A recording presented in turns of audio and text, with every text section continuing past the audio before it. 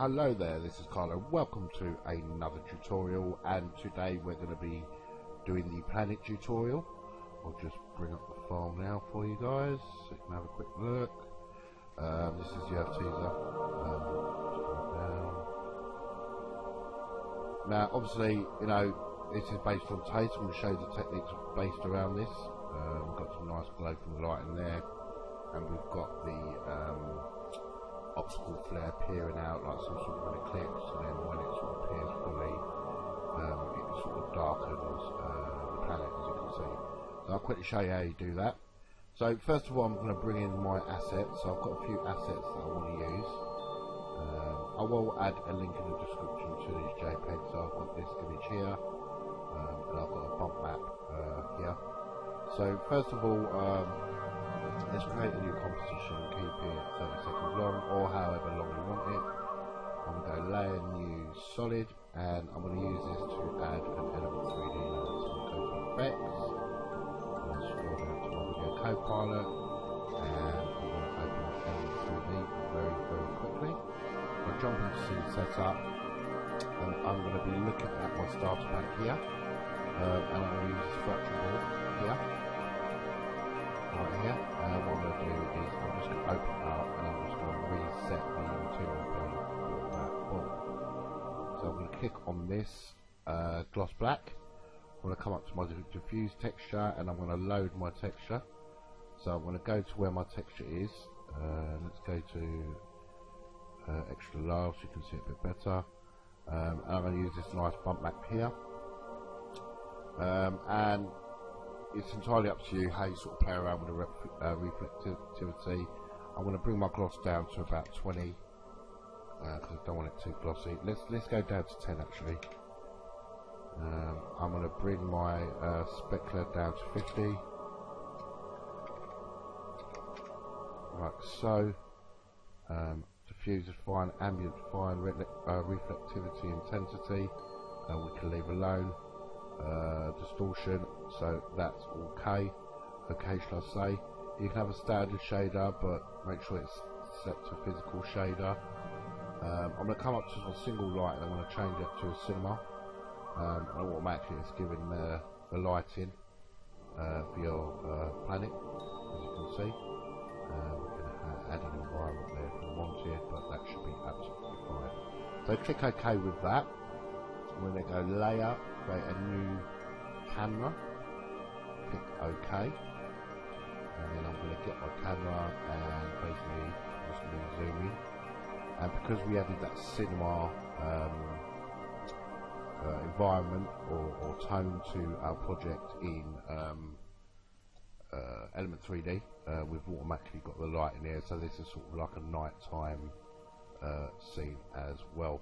So you can add more layers to this if you wish. So it's basically, you know, it's based around taste, guys. It's entirely up to you how you sort of have this environment. So I've got another wallpaper, so I'm just going to bring that wallpaper in for you guys now, which is this little one here. Nothing special. This one, where is it? This one here. I'm just going to drop it below, and I'm just going to open this up. I'm going to bring the opacity down on this slightly.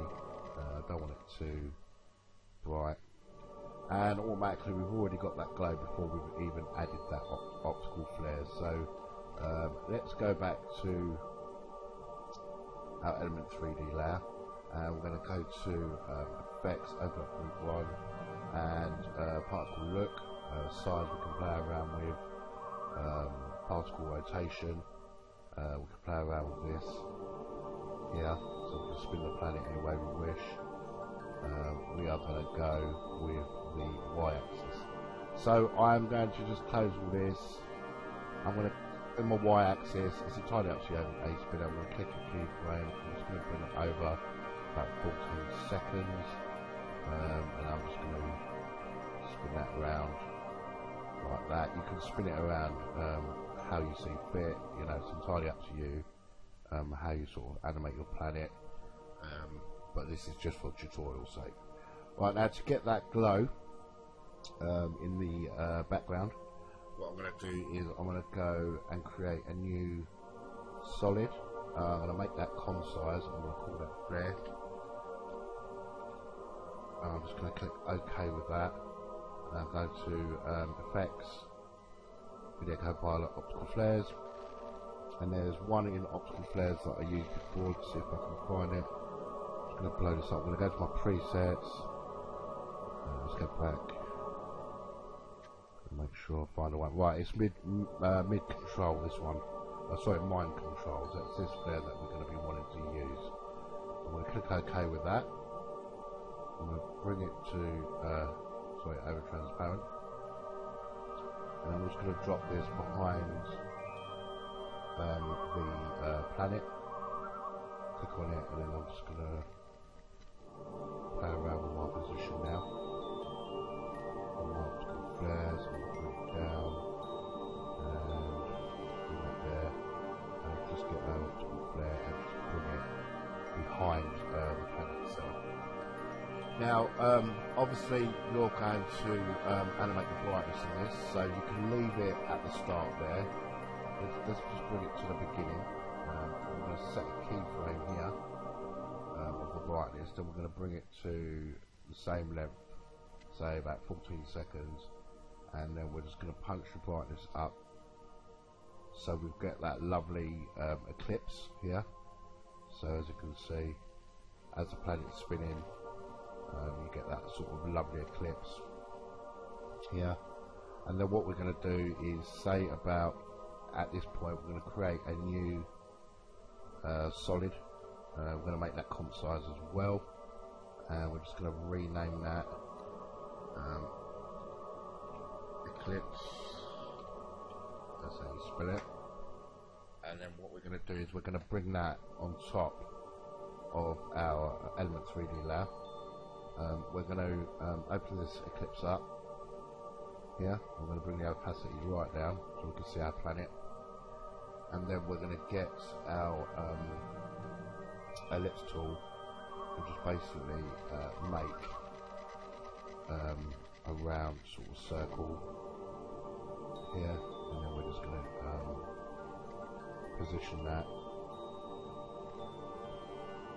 and make sure that it basically covers the planet itself,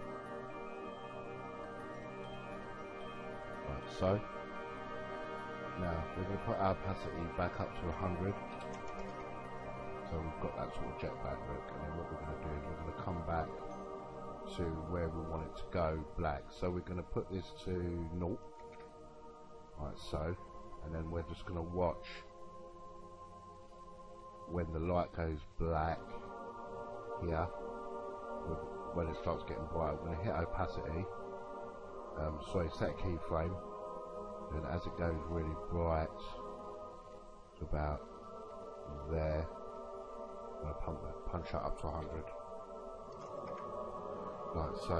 We can sort of bring this back if we wanted here, and just play around with the animation of it. Let's bring this one back as well. So bring this back, just so it matches up with the eclipse itself. Like so, so that don't look too bad. So if we ran preview this now, we've got our planet with our lovely bit of lighting in it, spinning around. I'll play this back in real time for you guys. As soon as we hit this keyframe, we should get that lovely look as it's going jet black, do you know what I mean? It gives it a nice sort of eclipse look. So it's a pretty easy effect to make. I mean, you can use it just for moon textures, any sort of planet textures you want.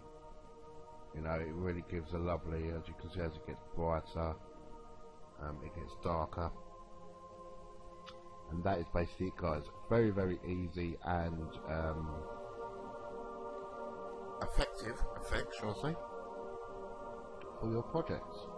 So yeah, you can also, you know, if you go back into your scene setup, you can sort of play around with your textures as well. So if you go, you can reload another texture. Say if I wanted this one, for instance, click OK, And if I wanted to play around with this texture, if I click OK, that should update on the fly for you. Or if you want a moon texture, so on and so on. I would sort of play around with this texture if you're having this sort of effect in scene setup.